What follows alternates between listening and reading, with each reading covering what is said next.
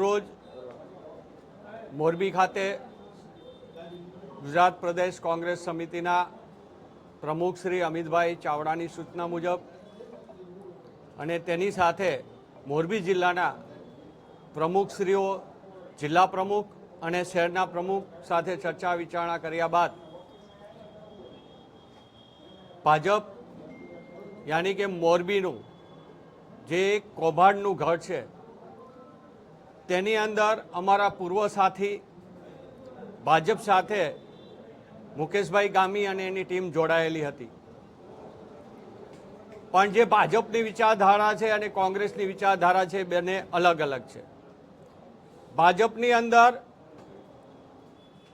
પોતાના કાર્યકરને બોલવાની પણ છૂટ નથી, ત્યારે દેશના પ્રશ્ન અને દેશ જે દિશામાં જઈ રહ્યો છે ત્યારે કોઈ પણ પાર્ટીના કોઈ પણ વ્યક્તિ સાચું કહેવા જાય કે પ્રજાનો કોઈ પણ વ્યક્તિ કહેવા જાય ત્યારે ખોટા ગુનાઓમાં દાખલ કરવા અને પોલીસનો ઉપયોગ કરી અને દબાવવાની જે આખા દેશમાં ચાલી રહ્યું છે ત્યારે અમે સમજીએ છીએ કે કોંગ્રેસ પરિવારની અંદર જે વ્યક્તિ ગાંધીના વિચાર સાથે, સરદાર વલ્લભભાઈ પટેલના વિચારધારા સાથે રહ્યો હોય એ કોઈ પણ સંજોગોમાં ગોડસેના અને અંગ્રેજોના કહેવાતા એના જાસૂસો જે આ દેશની અંદર હતા એવા આરએસએસની ટીમ સાથે કોઈ દી વિચારધારા એક થઈ ન શકે. ત્યારે આજે મોરબી ખાતે જિલ્લા કોંગ્રેસ કાર્યાલય ખાતે મુકેશભાઈ ગામી અને તેઓના તમામ સાથીઓને હું ગુજરાત પ્રદેશ કોંગ્રેસ વતી આવકારું છું અને કોંગ્રેસની અંદર તેઓને કાર્યકર તરીકે આજે અમે પ્રવેશ આપી રહ્યા છીએ. જી, જ્યારે કોઈ વિચારધારા સાથે કોઈ વ્યક્તિ જોડાતું હોય ત્યારે ટિકિટનું કમિટમેન્ટ કે આ એને સાથે કોઈ લેવા દેવા નથી હોતા. અમારા પુરાણા અને એક વ્યક્તિગત કોંગ્રેસની વિચારધારા સાથે રહેલા વ્યક્તિ હતા. સંજોગવાસ એ ભાજપની અંદર ગયેલા હતા અને મેં જેમ કીધું એમ કે ગાંધી અને સરદાર વલ્લભભાઈની વિચારધારા સાથે તમે હો અને એની સાથે તમે જ્યારે જીવન ગાળ્યું હોય ત્યારે તમે ગોડસેની વિચારધારાના લોકો સાથે કોઈ સંજોગોમાં તમારો મેળ ના પડે. કારણ કે મેં જેમ કીધું કે એના કાર્યકરને પણ ભાજપની અંદર બોલવાની છૂટ ના હોય તો એક દેશના હિત માટે આપણે કોઈ કાર્ય કરવું હોય કે દેશના હિત માટેના વિચાર પણ તમે જ્યારે ભાજપમાં રજૂ ન કરી શકતા હોય તો ત્યારે ગાંધી અને સરદાર વલ્લભભાઈની વિચારધારા સાથે જોડાયેલો કોઈ પણ વ્યક્તિ ભાજપ સાથે રહી જ ના શકે.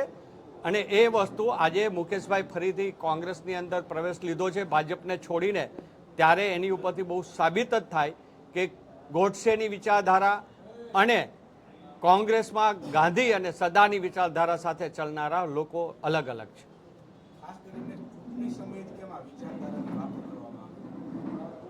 જ્યારે વગર ચૂંટણીએ પણ ભાજપ આ કોંગ્રેસના ધારાસભ્યોને બેફામ ગારો દેતું હોય, બેફામ એમ કહેતું હોય કે કૌભાંડિયા છે અને એ જ ધારાસભ્યને એ લોકો ખોટા ગુનાઓમાં પૂરી જેલમાં મોકલે, પછી એ સુરેન્દ્રનગર જિલ્લો હોય કે કોઈ પણ જિલ્લાની અંદર હોય અને એ જ ધારાસભ્ય પાસે રાજીનામું દેવરાવી અને પેટા ચૂંટણીમાં એ જ કોંગ્રેસના ધારાસભ્યને ભાજપ જ્યારે એને પાછો સિમ્બોલ પોતાનો દઈ શકતા હોય અને જેમ જડીબુટ્ટી હોય કે સારું ગંગાજળ હોય, ભલે ગંગા આજ સુધી સફાઈ કરી નથી શક્યા પણ એ એવું માને છે કે અમારે ત્યાં આવી જાય એટલે એ વ્યક્તિ પવિત્ર થઈ જાય છે.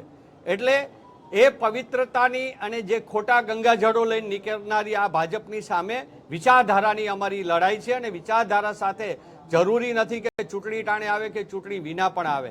ત્યારે કોઈ પણ વ્યક્તિ અમારી કોંગ્રેસની વિચારધારાને અપનાવતો હોય, ગાંધી અને સરદાર વલ્લભભાઈની વિચારધારાને અપનાવતો હોય તો એ ચાલુ ચૂંટણીએ પણ આવી શકે, ચૂંટણી પહેલાં પણ આવી શકે અને ચૂંટણી વિના પણ આવી શકે.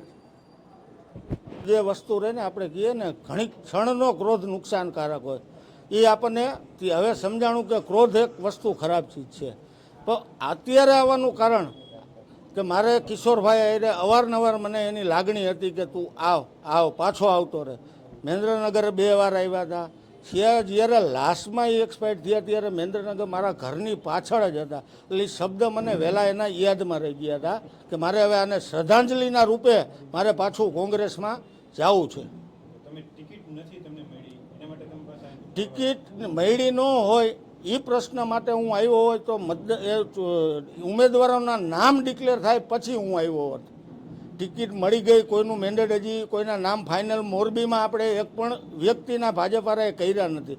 જો એ જ આશાએ હું આવ્યો હોય તો નામ ડિક્લેર થાય પછી આવે.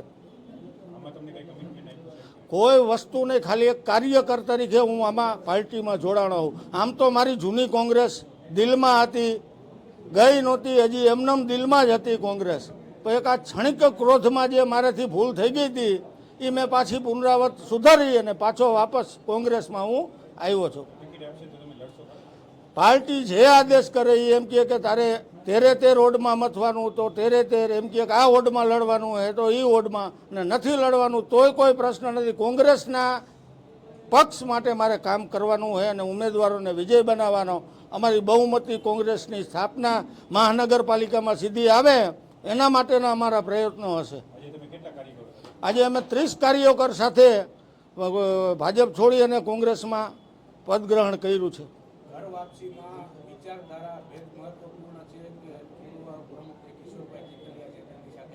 કિશોરભાઈની લાગણી, કોઈ ભેદભાવ મારે કિશોરભાઈ સાથે નહોતો.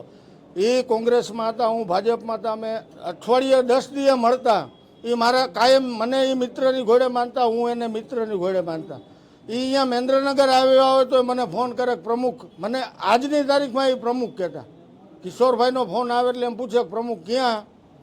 મને 2 વાર એના ફોન આવ્યા હતા, પ્રમુખ પાછા આવો, પાછી આપણી જોડી બનાવી બેની.